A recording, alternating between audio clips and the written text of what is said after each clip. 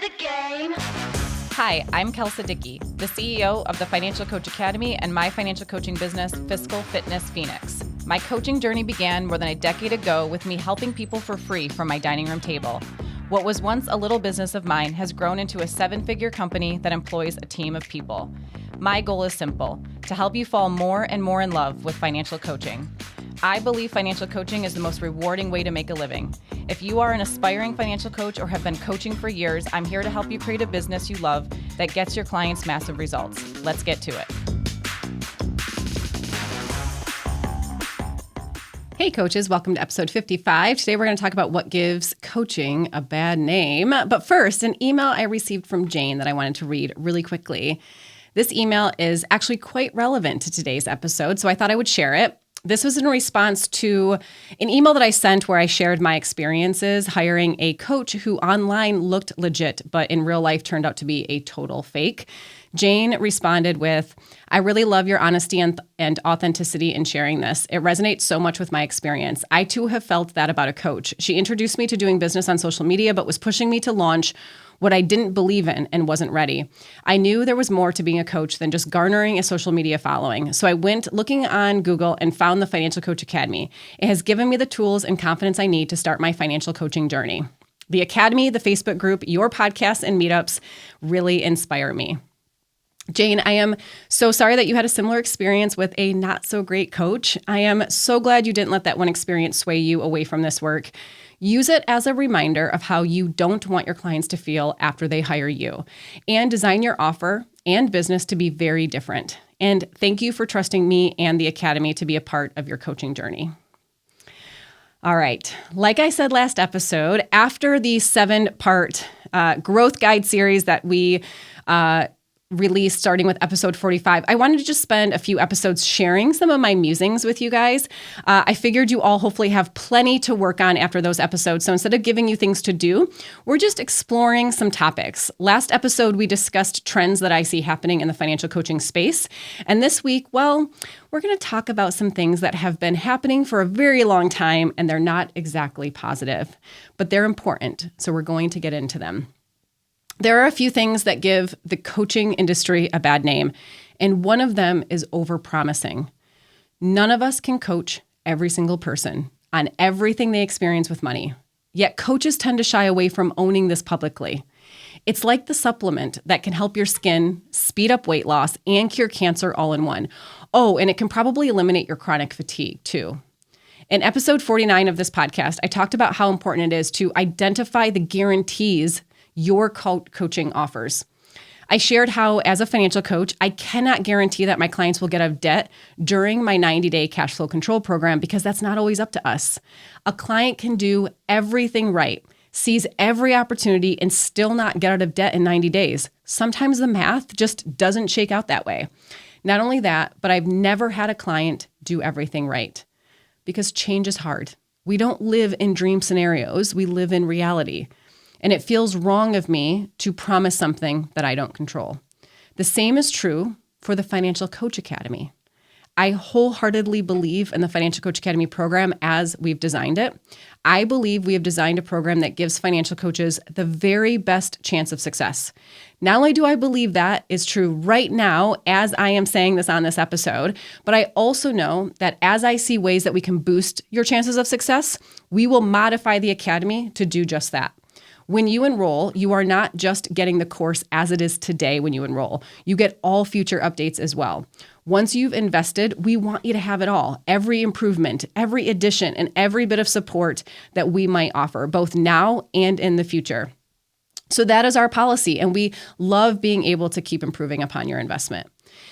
Not only do you always get those future updates, but you actually play an important role in helping us create them. In every module of the course, we ask for your feedback. We review this feedback on my team weekly and make real-time modifications.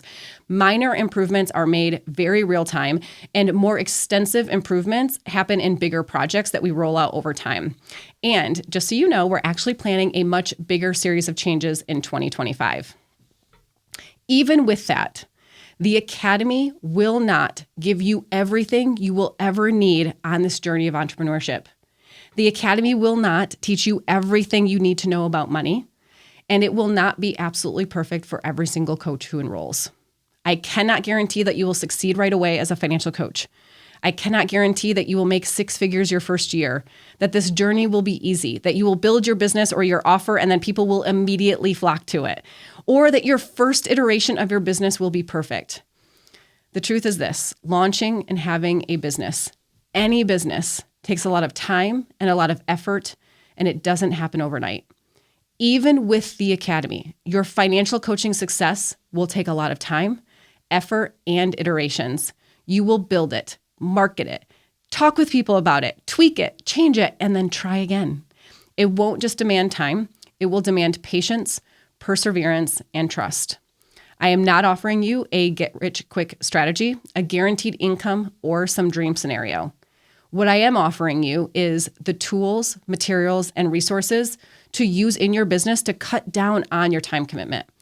I'm offering you a framework that can be customized and modified so that your iteration phase is easier to test. I'm offering you true mentorship through live coaching calls so that you're not navigating all of this on your own, and a community of other coaches who get it and get you. Because you can't know what will work for you or what iterations you need to try unless you start. You've got to start somewhere. The Academy is designed the way it is because I have been there and I am there. I started my own financial coaching business and I still have a financial coaching business. I'm in the trenches too. In fact, earlier this year, I shared how I made some big mistakes in my own coaching business and how I'm navigating those as we speak. What all of this relates to is a subset of the coaching industry that I personally have some major issues with. And I'm talking about the coaches coaching coaches arena. And I am very much a part of this subset. I am a financial coach and have a business just coaching clients on their finances, Fiscal Fitness Phoenix. And I coach other financial coaches on becoming a financial coach and doing this work too, the Financial Coach Academy. In other words, I'm not only a financial coach, but I'm also a coach coaching other coaches. I dare you to say that 5 times fast. Let's see how many times I mess that up in this episode. Here's the part that most marketing gurus and business coaches would probably tell me not to say.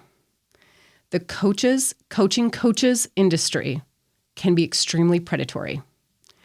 I'm going to point out some things that are done to try and manipulate people like you and me too. I fell for it. And what I believe ultimately gives coaching a bad name. Sometimes I feel like I'm a bad digital marketer, but then I realize a lot of the time it's just because I'm not willing to play any of these games that are so prevalent in the coaching space, especially the coaches coaching coaches arena. If you look at the Financial Coach Academy website or even the intro to this very podcast, I talk about how to help you fall in love with this journey, how to get your clients massive results, how doing this work is incredibly gratifying and fulfilling. I do not tout things that I can't control, but that would no doubt get me more sales, make 6 figures tomorrow, or only work 4 hours per week. Although I am in this space, I am constantly checking my integrity against these practices and the onslaught of temptations that coaches face to fib in their marketing. My very first coach was Coach Erin, and I feel incredibly lucky that I was able to learn from her really early on in business. One of the things she taught me that I still believe very firmly today is in business, don't be afraid to step outside your comfort zone, but never step outside your integrity zone.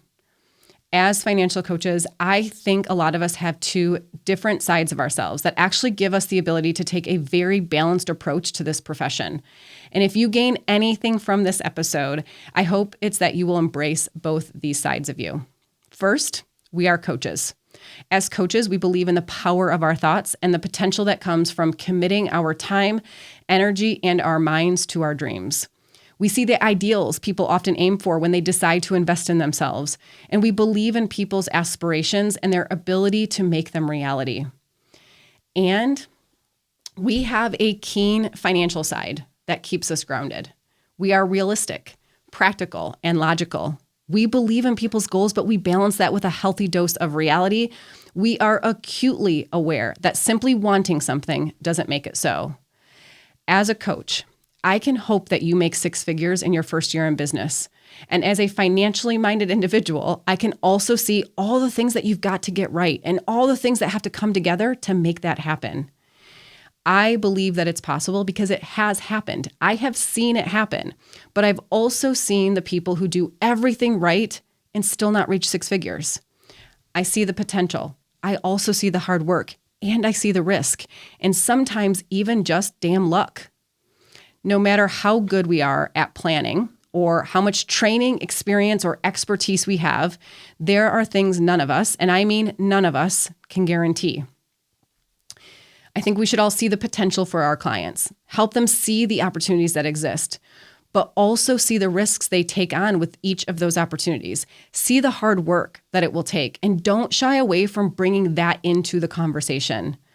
I've come to really appreciate both the financial plus the coaching sides of me. And over the years, I've learned to see both of them as strengths. It's the combination of these two perspectives that forces me to take a step back and oftentimes see the coaching coaches arena as incredibly problematic. Katie Seckley, she's a digital entrepreneur and YouTuber, once talked about the spectrum of deceit. Think of the coaching coaches arena as a spectrum. On one end, you've got the coach who was a small business owner who built a business in a particular focus area and genuinely just wants to teach others how to do it too. And on the other end, you've got the professional con artist who is totally fake and is really just trying to take your money. Most coaches who are coaching other coaches fall somewhere in the middle. Without realizing it, this spectrum of deceit is what I've been talking about in my emails over the past month. The coach I hired who was a total fake, but also the coaches I've hired who truly changed my life. I am all for people taking their legitimate experiences, packaging it into an offer, and giving it to people so they can learn from it in order to improve their life or their business, so long as you are offering something of value. In other words, has the coach who is coaching other coaches actually owned a legitimate business in something other than their business where they coach people on having a legitimate business? Now, this is important because I can tell you firsthand that offering a coaching program to a client in my physical fitness business is not as easy and takes longer to build trust than offering you, a coach, a program like the Financial Coach Academy. And even at Physical Fitness, where we offer a program to individuals and couples and another one to small business owners, the small business owners sign up for coaching more quickly and with less effort than the individuals without a business as a motivator. There are a number of reasons why this happens that I will discuss in a future episode. And a lot of the reasons have nothing to do with the coach who is offering the service at all. But I do think that it is really important for you to know and see that distinction. Now, this is really important. There's a difference between offering the idea of something and being good at marketing versus being good at the actual business.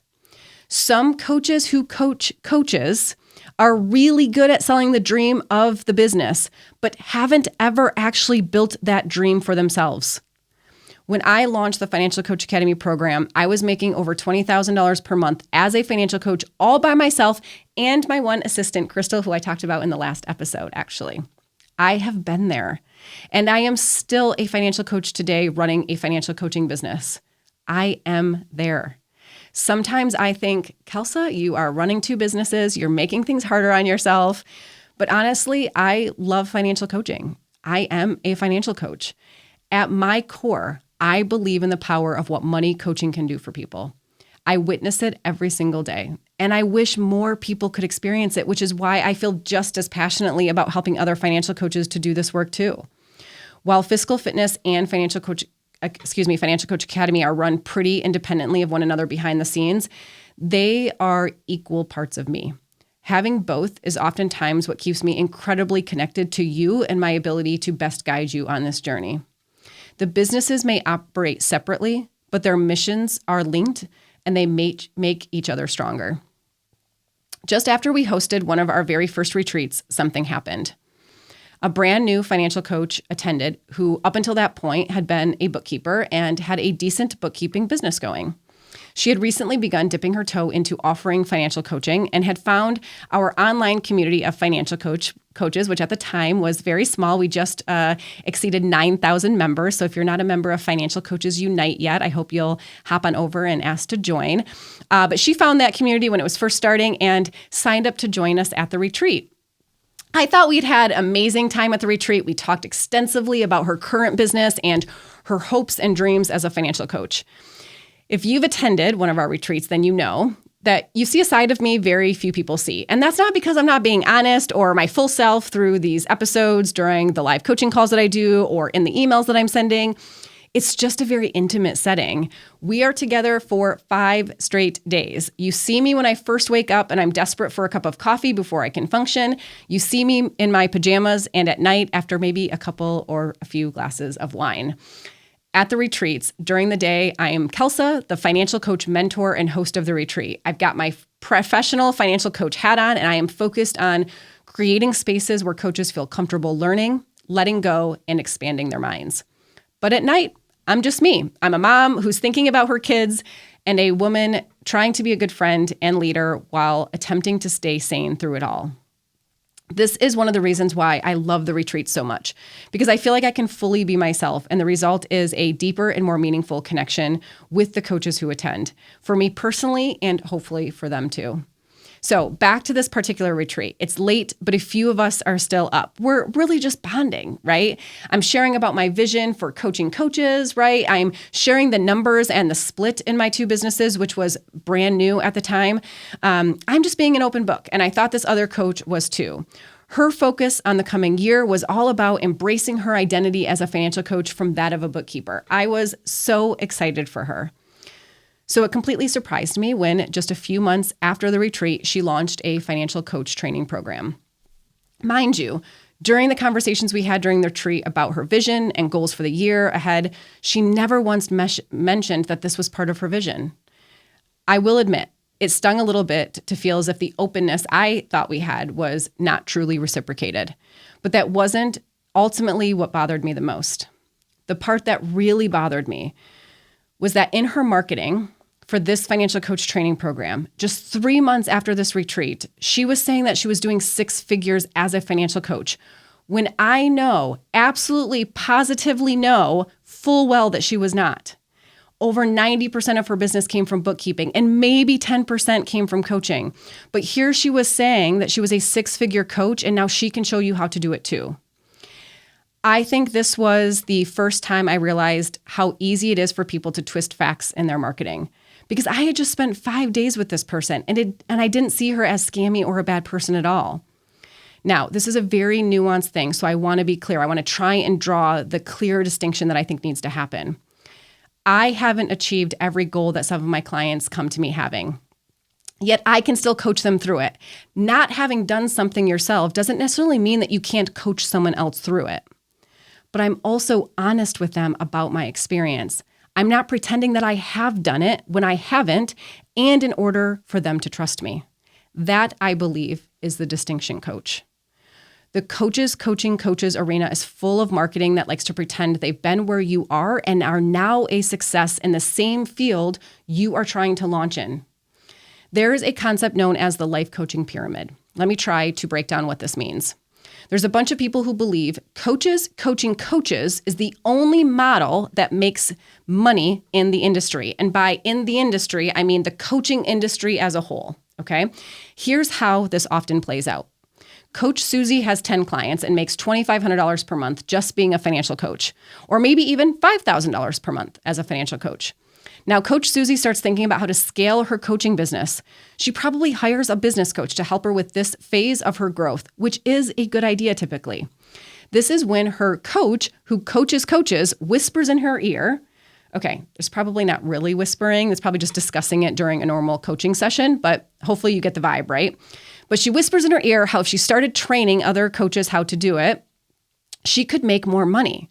She could charge $3,000 for a course to one person instead of $250 an hour to a coaching client, or $5,000 for a course and instead of $500 per hour to a client. Instead of thinking about how to scale or leverage her current coaching business, the one where she coaches the actual client on a particular area of their life, the conversation shifts to how to scale by coaching other coaches.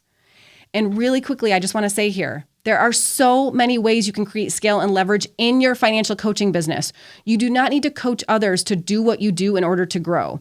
I have covered this a few times on the Financial Coach Academy podcast, so please know that while some people will tell you it's not possible, it absolutely is, I promise you. But this coach, Coach Susie, she doesn't explore any of those options. Coach Susie quickly pivots and takes the step in her business that her coach recommended, and she starts coaching other coaches to do whatever she was doing. Now, I am not throwing shade here. It's literally something that I did. I'm a financial coach who coaches clients. I created leverage in that coaching business by hiring more coaches and creating an offer that is totally scalable. And I also started coaching coaches to do this work too, okay? But Coach Susie, remember, she was doing $2,500 or $5,000 a month as a coach. But with her new course and coaching coaches now, she is now doing six figures in total. But does she share that she never actually achieved six figures by just coaching clients? Of course not. This is literally known as the life coaching pyramid. And the target is you, the new coach who believes in the dream of coaching real people, helping them get results, and being able to say you are a part of that. You are an easier mark, my friend. It's easier to sell to you and to tell you that they can help you position your offer so others will buy it. But the only offer they've ever created and sold to reach six figures is the one they are presenting to you. Go way back and re-listen to episode 7 of this podcast. I'm talking about whether people will pay for financial coaching or not. And I bring up a video some guy did here on YouTube where he literally says all the reasons he could not cut it as a financial coach. And those are all reasons, he says, why financial coaching is not viable for anyone. And get this, I kid you not. This guy has courses and programs available that show you how to run a successful financial coaching business. The same business he owns publicly that he failed at. And this is why I have two businesses, so I can live and achieve my missions with integrity. Coaches who coach other coaches all too often don't actually run a coaching business themselves. My goal is to be in this arena, the coaches coaching coaches arena, yet play the game differently, so that is what I choose to do. You might be wondering if that coach that I talked about is still around. And yes, I think that she is. This was obviously a number of years ago now, and it all felt so gross to me at the time that all I could do was block it all so that I couldn't see any of it. At this point, I have no idea what her business model is today, what she's up to, what her marketing is like, none of it. It could be completely different today. So this could have just been a blip in her decision-making, and it's very different now. I truly have no idea. I have grown so much since that initial experience. I kind of hope she has too. And I can honestly say that I don't really care to know what she's up to. I choose to give her and each of us the benefit of the doubt because there is an onslaught of bad marketing advice that we are constantly all fielding. And sometimes we'll do something only to realize, hopefully just a short time later, that it wasn't right or it doesn't sit right, and we change it. Each time I see this kind of stuff now, which unfortunately is a lot, I tell myself that the universe is showing it to me so I can check in with myself and confirm that I am living and running my business according to my convictions. When I see things now, I ask myself, am I good with how I operate my own business and how I contribute to the coaches coaching coaches space? And thank you, universe, for showing me this so I can make sure I'm in my own integrity. Sometimes I read or see things and I think, oh, that's gross. And then I'll realize like, oh shit, I have something similar in a blog from like 10 years ago. So I go look at it and I make sure the place I'm coming from is clear, transparent, and totally honest. I have been pondering this topic a lot lately, and there's a reason I chose to talk about it here on this podcast and in my emails recently. I run a financial coaching business that has had a terrific track record of both profitability and getting people wonderful results. And I've also made missteps in that business. In fact, I've shared how some of the biggest mistakes that I made just happened in the past year, missteps that did lead me to pulling back Fiscal Fitness a bit. For about 3 months, we did not take on any new clients at Fiscal Fitness. I told my team I needed to reconnect and feel more aligned, and I needed to give myself space to do that. I could not have us taking on new clients if I didn't feel confident and proud of our brand promise and our ability to fulfill it. Luckily, what I discovered was that although I felt that things were pretty wrong, we were actually continuing to do what we do best, which is take excellent care of our people and help them get amazing results. Now, there were some other strategies that definitely needed some fixing, but what we do every day for our people was not one of them. So we opened up coaching spots again. As I continue to navigate the direction that I want to take my coaching brand, we are only accepting 2 new clients per month to Fiscal Fitness. This feels totally right to me. We are growing steadily and it feels totally manageable while I juggle these other things that need my attention for a bit. But it is a departure from what my business model has been for the past number of years. My business model at Fiscal Fitness has been focused on gaining 10 to 15 new clients per month, most of whom go to one coach on my team. This occurs until this coach gets a full client list. Since most of our clients work with us for years, this coach is now set for years. Only periodically do we have to turn on the faucet, so to speak, and add new clients to their roster. While doing this, I could also see months in advance when this coach would reach a full client roster, so I could plan well in advance. I could hire and train the next coach so that they were ready to take on those 10 to 15 new clients every month, repeating this process. 4 years, this is how we rolled at Fiscal Fitness, and it worked. This is how I was building my financial coaching empire, if you will. Small but mighty is how I would often describe it.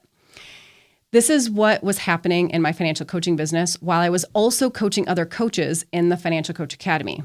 4 years, it is what I wanted. And now I'm not certain what I want. And I'm simply giving myself space to figure it out. I want to have a bigger impact. That's all I know, and that is what I am continuing to reflect on. I have some ideas and I'm exploring those. They all involve Fiscal Fitness continuing to grow. They're all centered around helping more people to transform the way they see, save, and spend their money. The one I choose will require immense thought and commitment. Marketing, messaging, offer positioning, pricing, design, structure, systems, all the things I've done and know that I can do, and all of the things you are probably doing in your business right now, and that I support you in doing through the Financial Coach Academy. These are things you don't just do one time and then you're done. They are skills you're learning that last you a lifetime in your business. And that's why I designed FCA, so that once you enroll, you're in it forever. It's never taken away and you can join the coaching calls whenever you want. While I explore these new ideas and this new direction, 2 new clients per month here at Fiscal Fitness seems like something we can do with our eyes closed. It feels easy, good, and right. And it allows me to focus on what I want, why I want it, and how I'm going to make it happen. I'm telling you this because it's simply the truth of where my coaching business is, and I believe the truth matters. The role I play in the coaching coaches arena is important to me, and so much of that boils down to honesty and transparency. Next episode on the pod, I am interviewing a financial coach who is using YouTube as his number 1 marketing tool. And he's going to share how he creates content, the tools he uses, who it's best for, and how you can use YouTube as your marketing strategy too if you want. Your reflection question for today, coach, and I would love to hear your thoughts on today's episode. What did you hear that resonated for you? What did you hear that piqued your interest or maybe surprised you? I believe financial coaching is the best and most rewarding way to make a living. I truly love what I do. If you're ready to learn and see how to become a profitable, successful financial coach, check us out at financialcoachacademy.com to learn more about our online courses, free trainings, and our events. As always, I love hearing from you. If you have any questions for this podcast, submit them at financialcoachacademy.com/podcast. And if you love this podcast, please subscribe and leave us a rating or review. It would mean the world to me. I'll see you next week, Coach.